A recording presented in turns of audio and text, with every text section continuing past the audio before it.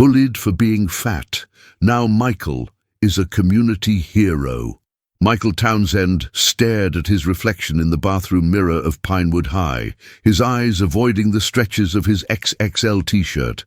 The bell had rung 5 minutes ago, but he always waited until the hallways cleared. Last time he didn't, Tyler Morrison and his friends had accidentally knocked his backpack open, scattering his belongings across the corridor while calling him Tubbo Onezind to the amusement of onlookers. "You're going to be late again," he muttered to himself, gathering his courage before pushing the door open. The hallway was nearly empty except for Jessica Parker, who was hanging posters for the upcoming spring festival. Their eyes met briefly before she looked away, busying herself with the tape dispenser. Jessica wasn't cruel like the others, but her silence when Tyler's crew tormented him stung almost as much as their words. "Hey, Michael," she said quietly as he passed. He nodded without stopping, surprised she even knew his name. In Riverdale, a town of just 8 to 200 people nestled between rolling hills and the swollen Oak Ridge River, everyone knew everyone. But that didn't mean they saw each other. Mrs. Winters didn't comment on his tardiness when he slipped into AP Physics. Small mercies. Michael excelled academically, his mind sharp even when his social confidence was shattered. Today, they were discussing flood dynamics, ironically relevant given the heavy rainfall warnings that had dominated local news all week. The Oak Ridge Dam was built in 1962, Mrs. Winters explained, and while it's been reinforced, sustained precipitation of the levels forecasted could create significant pressure. After school, Michael hurried home through the increasingly heavy rain. His mom's text said she was working a double shift at the hospital. Again. As a single nurse raising a teenage son, Helen Townsend rarely had time for anything beyond work and sleep. Michael understood, but the empty house amplified his loneliness. He spent the evening finishing homework and watching weather updates. The meteorologist's expression grew increasingly grave. Residents of Riverdale County should prepare for potential evacuation. The National Weather Service has upgraded the situation to a flash flood warning. Michael's phone buzzed with an emergency alert just as the power flickered. Outside, the rain hammered against his window with increasing ferocity. He texted his mom, "Should I pack some things?" "Just in case," she replied. "I'm stuck at the hospital. Roads are flooding. Stay put until morning unless evacuation orders come through. Love you." Michael packed essentials into his waterproof hiking backpack, a Christmas gift that had previously seemed useless in their landlocked town. He threw in medications, important documents, some food, and a flashlight before settling into an uneasy sleep. He awoke to total darkness and the sound of rushing water. Fumbling for his phone, the screen illuminated his room at 3:17 a.m. Another emergency alert. Immediate evacuation. Dam breach imminent. Heart pounding, Michael looked outside. Moonlight revealed water already covering their yard and creeping up the porch steps. The storm drain across the street had become a geyser, and the distant sound of sirens mingled with the storm's fury. When he tried calling his mother, all circuits were busy. Emergency services would be overwhelmed. Michael's thoughts raced to Mrs. Henderson next door, an elderly widow with mobility issues. Could she evacuate alone? Despite his fear, Michael grabbed his backpack and raincoat. As water seeped under the front door, he made a decision that would change everything. His trembling fingers found Mrs. Henderson's number. "Mrs. Henderson, it's Michael from next door. Are you awake? We need to evacuate now." "Oh, Michael," her voice quavered. "The power's out, and I can't find my medication in the dark." "I'm coming over," he said, surprising himself with his resolve. "We'll get out together." As he opened his front door to the rising flood, Michael had no idea this night would transform not just his life, but how an entire town would see him. The water was already ankle-deep when Michael waded across their shared lawn to Mrs. Henderson's house. Rain lashed sideways, driven by winds that nearly knocked him off balance. The emergency flashlight beam cut through darkness, revealing debris floating past. Branches, trash cans, someone's garden gnome bobbing along like a macabre sentry. Mrs. Henderson's door was unlocked. Inside, he found her clutching a small overnight bag, her face pale in the flashlight's glow. "My arthritis pills," she fretted. "They're in the bathroom cabinet." Michael guided her to the porch while he splashed through her hallway. The water was rising faster now. He grabbed her medications, family photos from the mantel, and helped her into the raincoat she'd laid out. "My car's in the garage," she said, "but I can't drive in this." Michael's mind raced. His driver's license was just 3 months old, his confidence behind the wheel still shaky, but there was no alternative. "I'll drive," he said, helping her through deepening water to the garage. The neighborhood streets had become shallow rivers. Michael drove slowly, the headlights revealing other evacuees trudging toward higher ground. The town's emergency plan designated Pinewood High as the main shelter. Its location on elevated ground made it their best option. "Look!" Mrs. Henderson pointed at a family huddled under an awning, a woman and 2 small children, soaked and terrified as water swirled around them. Michael pulled over. "We have room," he called through the window. The woman looked up gratefully. "Our car stalled," she explained, while bundling her crying children into the back seat. At the next intersection, they spotted Mr. Garvey from the hardware store, struggling to help his wife through the flood. Again, Michael stopped. By the time they reached Pinewood High, the car was packed with 7 people. The school parking lot had become an island in the rising waters, filled with emergency vehicles and evacuees. Volunteers directed them inside to the gymnasium. "You saved us," Mrs. Garvey squeezed Michael's arm. "Thank you."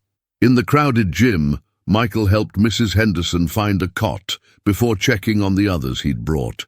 For once, nobody was staring at his size. They were looking at his eyes, thanking him by name.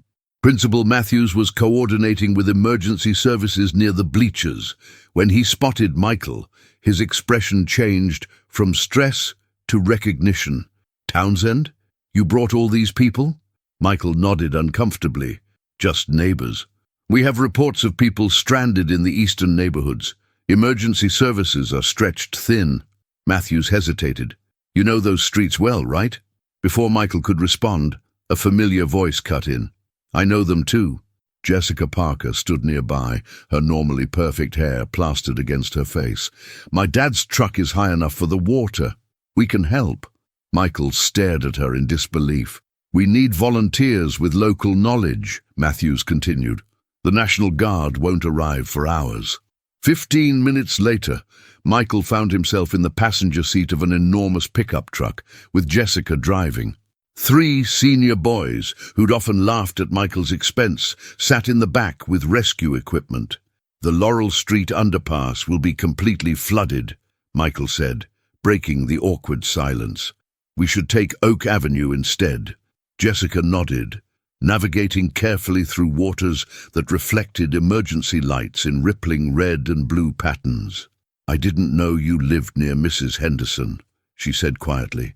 7 years now," Michael replied. She gripped the steering wheel tighter. "I should have said something. All those times in the hallway when Tyler and them..." Her voice trailed off.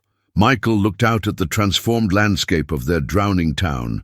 Somehow, in this moment, those hallway torments seemed distant. "There!"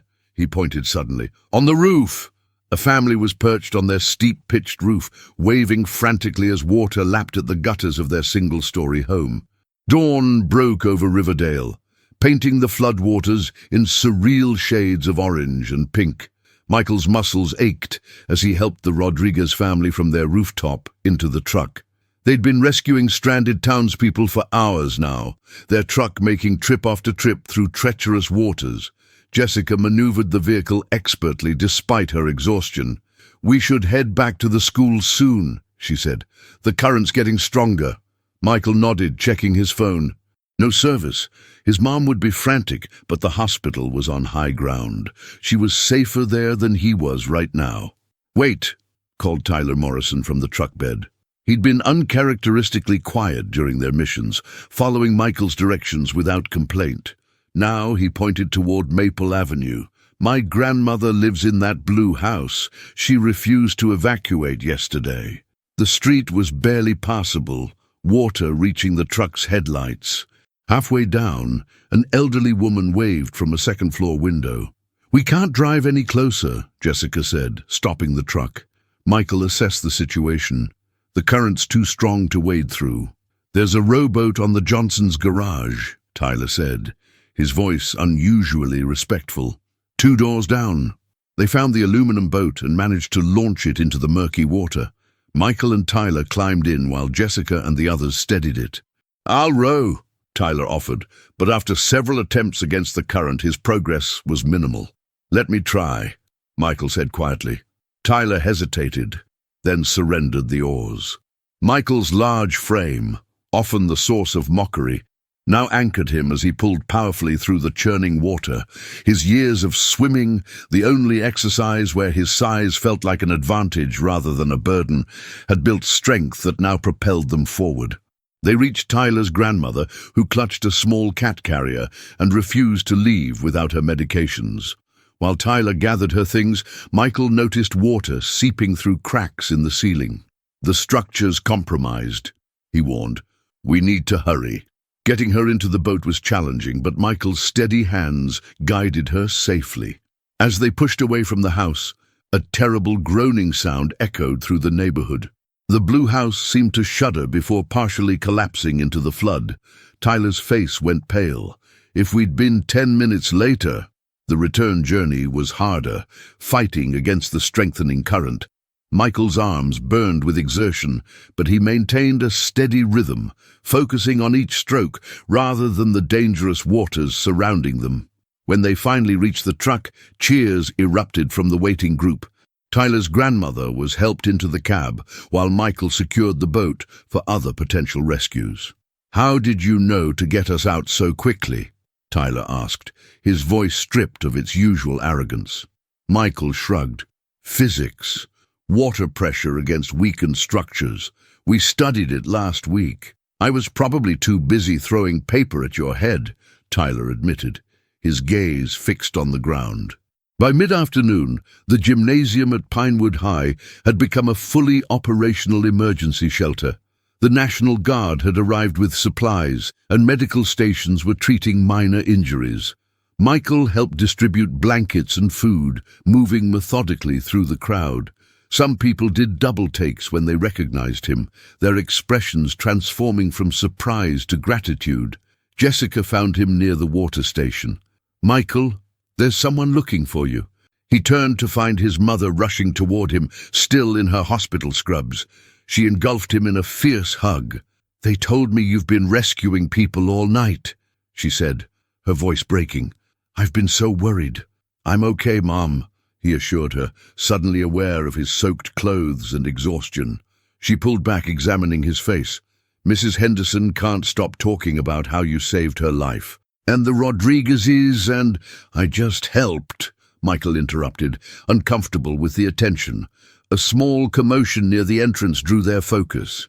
Mayor Wilson had arrived with emergency management officials. Principal Matthews guided them toward the command center, but not before pointing in Michael's direction. "That's him," Matthews said loudly enough to be heard across the gym. "The young man who organized the neighborhood rescues before the guard arrived." All eyes turned toward Michael. For someone who had spent years trying to be invisible, it was overwhelming. Jessica stepped closer, her shoulder barely touching his in silent support. "They're calling you a hero," she whispered. Michael watched as Tyler approached with his grandmother, who insisted on thanking him personally. Beyond them, he could see Mrs. Henderson sharing animated stories with other seniors, her hands gesturing to indicate Michael's height. For the first time in years, that height, that size that had defined him so painfully, was being described with admiration instead of derision. 3 days after the flood, Riverdale began the long process of recovery. The waters had receded enough to reveal mud-caked streets and the skeletal remains of damaged homes. Michael stood on the high school steps, surveying volunteers in bright yellow vests as they organized cleanup crews. "Michael!" Mayor Wilson waved him over to a folding table where maps of the town were spread out. "We need your insight on which neighborhoods to prioritize." This had become the new normal, people seeking his opinion, valuing his input. The transformation was as disorienting as it was validating. "Oak Ridge Street has the most elderly residents," Michael pointed out, "and the elementary school should be cleared quickly so kids have somewhere to go while parents clean up." The mayor nodded, making notes. Nearby, Jessica coordinated volunteer assignments, her clipboard a constant companion these past days. Their eyes met briefly and she smiled, a genuine smile that reached her eyes. Tyler approached with a group of basketball players, all wearing rubber boots and work gloves. "We're ready for the next sector," he said, addressing Michael directly. The change in Tyler was perhaps the most surprising development.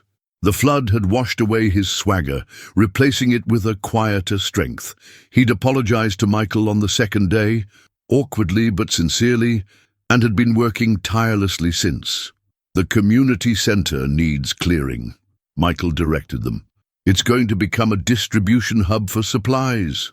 As teams dispersed to their assignments, Michael's mother joined him, carrying 2 sandwiches from the relief station. "Eat," she insisted, pressing one into his hand. "You've barely stopped since this started." They sat on the steps, watching the organized chaos of recovery efforts.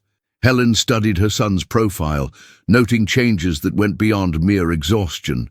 "I always knew who you were inside," she said softly.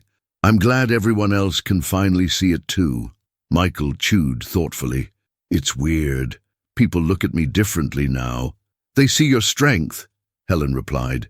"Not just physical strength, but the kind that matters, the courage to act when others couldn't." By afternoon, Michael found himself helping the Garcias salvage family photos from their water-damaged home. Mrs. Garcia insisted he stay for lemonade on their miraculously dry front porch. "You know," she said as they sipped from paper cups, "my Eduardo used to come home upset about things kids said to you at school." She shook her head. "He was too scared to stand up for you. Now he says he wants to be brave like Michael." Michael blinked in surprise. Eduardo was a quiet freshman he barely knew. Later, at the daily community meeting in the gym, Principal Matthews announced that classes would resume in 2 weeks.